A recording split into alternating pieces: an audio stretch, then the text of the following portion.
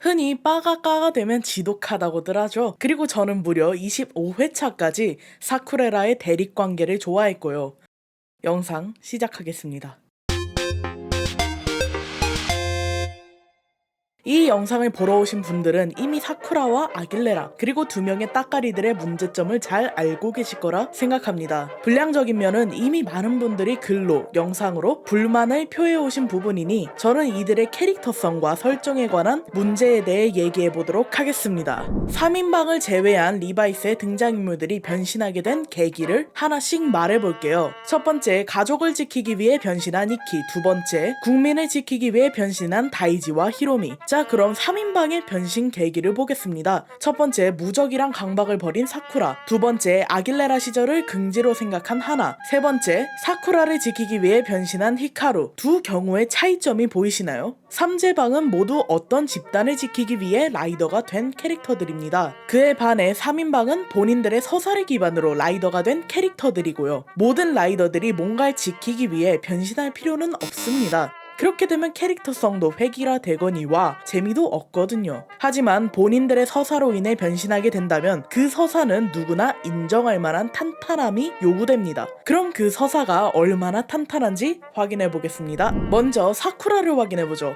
어릴 때부터 자신은 무적이라 생각했고 그를 인정해주는 가족들 사이에서 자랐습니다. 하지만 그 무적이란 단어가 알게 모르게 부담이 되었고 결국엔 본인이 무적이란 단어를 내려놓음으로써 변신하게 되죠. 자, 그럼 사쿠라는 이제 무적 타이틀을 내려놓았을까요? 어림없는 소리! 얘는 변신할 때마다 하는 말이 나는 무적이니까인 캐릭터예요. 무적이란 부담감을 내려놓고 변신한 애가 꾸준히 무적이니까를 외치고 있는 앞뒤 안 맞는 상황이 리바이스에선 펼쳐지고 있습니다. 자, 다음 하나를 봅시다. 데드맨즈의 예비 왕비로 키워져왔고 인간들을 거부하는 삶을 살았습니다. 결국 사쿠라와의 인연으로 인간을 지키는 편이 되었지만 한켠에는 데드맨즈로 활동했던 시절의 죄책감이 남아 변신하지 못합니다. 하지만 마스미의 조언을 듣고 변신하기로 마음을 먹죠. 그럼 마스미는 어떤 조언을 해줬을까요? 아길레라로 활동한 것에 긍지를 가지렴. 이 뭔 개소리야! 마스미가 어떤 캐릭터인가요? 과학에 대한 욕심으로 가면라이더 베일이라는 괴물을 만들었고 그에 대한 책임을 어떻게든 지고 있는 캐릭터입니다. 괴물을 만들어낸 것에 대해 죄책감이 있는 캐릭터가 괴물이었어서 죄책감을 가진 캐릭터한테 해준 말이 괴물이었던 것에 대해 긍지를 가져라. 이게 조언은 고사하고 위로라도 될 수 있나요? 다음 히카루를 봅시다. 히카루는요 서사가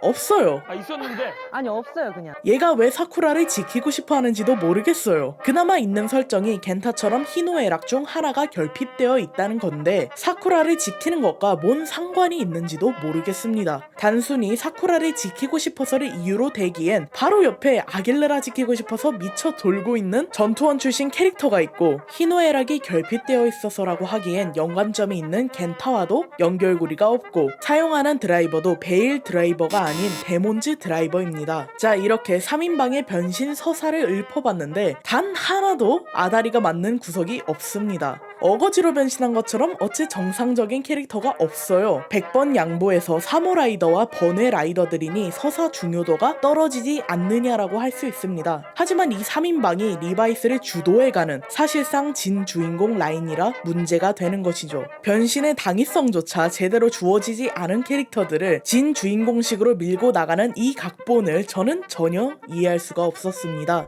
사쿠라는 정말 신기한 캐릭터입니다. 리바이스 세계관에서 발생하는 행운은 다 챙겨가지만 불운은 모두 져버리거든요. 이키는 변신의 대가로 기억을 점점 잃어가고 있습니다. 다이지는 카게로우의 소멸로 정의가 폭주하여 악마와 다르지 않은 상태가 되었고요. 히로미는 80세의 몸 상태를 갖게 되어 방광제로 전역하게 됩니다. 하지만 사쿠라에게 닥친 계약의 대가가 있긴 한가요? 설마 바이스, 카게로우와 달리 러브코프가 착한 악마여서 그런 건가요? 또 사쿠라는 왜 위켄드를 아무 이유도 없이 믿고 합류한 건가요? 조지가 폐기 처분한 드라이버를 훔쳐다가 사쿠라도 모르게 몰래 전달하고 같은 도장에서 친하게 지낸 히카루는 사쿠라를 감시하기 위한 조직원이었던 걸 알면 의심하는 게 먼저 아닐까요? 심지어 얘네가 사쿠라를 곱게 환영한 것도 아니에요. 테스트랍시고 조직원들과 레디오어낫 하게 만든 애들인데 이걸 믿나 싶습니다. 초기 상황에서 대놓고 선역처럼 보인 페닉스는 제껴두고 왜 대놓고 악역처럼 생긴 위켄드에 합류하게 된 건지 이해할 만한 건덕지를 전혀 주지 않아요. 결국 후반에 가서는 페닉스는 악역, 위켄드는 선역이 되면서 사쿠라의 해안이 맞아 떨어진 것처럼 보이게 만들죠. 리바이스의 모든 이야기는 사쿠라에게 우호적으로만 돌아가고 물 한 방울 묻히고 싶지 않아 합니다. 근데 최강자라고 불릴 만한 타이틀이나 품위는 또 주지 않아요. 아무런 건덕지 없이 일부 캐릭터만 모든 시련과 불운을 피해가는 건 불합리한 편애라고 할 수 있겠습니다.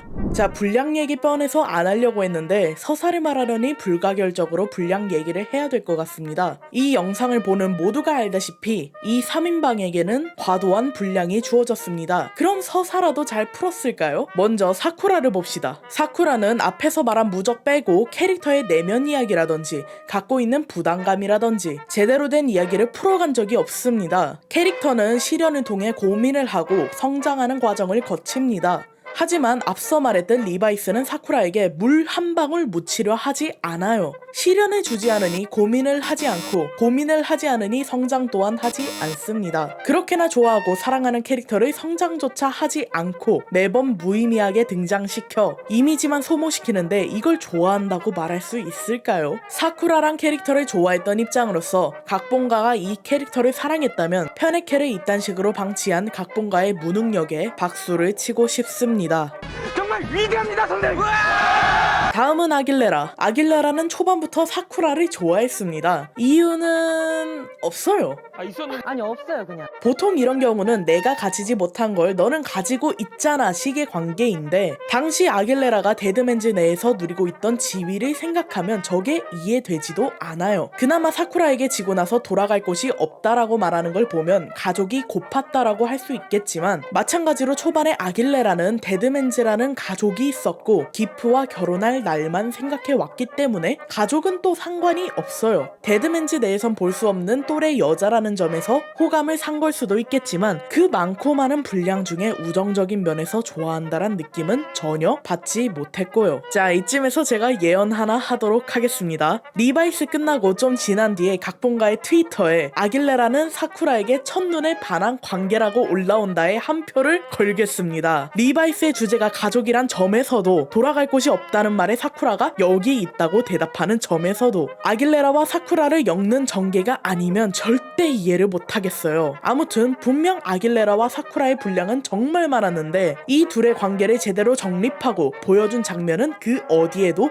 없습니다. 다음은 히카루. 히카루는 앞선 두 캐릭터와 달리 라이더로 변신하기 바로 전부터 분량이 급격히 늘어난 캐릭터입니다. 이 전까지 엑스트라 1인 만큼 분량은 전혀 없었고 이전부터 착실한 서사를 쌓을 이유는 더더욱 없던 캐릭터입니다. 그런데 그런 캐릭터가 라이더가 되어 주목받게 되었고 준 주인공 반열에 오른 만큼 서사를 풀어야만 할 필요가 생겼어요. 하지만 이 캐릭터에겐 사쿠라를 따라다닌 분량에서도 라이더로 변신한 이후로도 과거에 대한 인간관계에 대한 심지어 캐릭터 설정으로 등록된 히노에락에 대한 서사는 단 하나도 주어지지 않았습니다. 그래놓고 타스케와 키미코를 가족으로 생각했다는 서사 없는 결론만 내려진 캐릭터죠. 더 얘기할 가치도 없습니다. 특촬물은 스토리 전개 측면에서 적은 분량을 가지고 있고 모든 캐릭터의 서사를 풀기엔 부족하다는 점을 이해합니다. 하지만 이 3인방은 과한 분량이 주어졌고 그에 따라 서사를 풀 분량도 충분히 주어졌습니다. 허나 이 3인방은 특별한 서사는 고사하고 기본적인 서사조차 갖추지 못했습니다. 이걸 각본가의 무능력이 아니라면 뭐라 말할 수 있을까요? 자, 여러분들이 조지고 당신의 손에는 데몬즈 드라이버가 있습니다. 둘 중 한 명에게 이 드라이버를 줘야 해요. 첫 번째, 적이었고 힘을 잃었지만 적에 대한 이해도가 높고 여왕 보좌관 겸 전투원 경력이 있는 남자 1. 두 번째, 전투 경력도 불명이고 끽해봐야 권총 정도만 쏠 줄 아는 남자 2. 누구한테 주실래요? 당연히 대부분 대부분은 1번을 선택할 거라 믿습니다. 저는 타마키가 히카루에 비해서 이렇게까지 홀대받는 이유를 모르겠어요. 타마키는 데드맨즈에 대한 이해도도 높고 전투원 경력도 있고 어쩌면 히카루보다도 누군가를 지킬 거란 갈망이 강한 인물입니다. 모든 방면에서 히카루보다 더 괜찮은 전투원이에요. 히카루는 직접 조지에게 와서 부탁까지 하지 않았느냐 할 수 있는데 데몬즈 드라이버가 양산되어 일반 전투원들도 쓰고 있는 마당에 타마키가 관심을 보이니 조지가 급하게 거절하는 제스처를 보입니다. 히카루가 오버 데몬즈로 변신해야 하는 이유가 그리 탄탄하지도 않은데 꾸준히 아길레라를 지키겠다는 마음을 보인 타마키는 왜 그렇게까지 홀대받는지 모르겠습니다. 타마키를 제치고 히카루가 변신했다는 건 정말 사쿠라 띄워주기 그 이상의 가치도 갖지 못하는데 정말 이런 내용을 각본가는 원했던 것인지 시청자로서 원망이 드는 건 어쩔 수 없네요.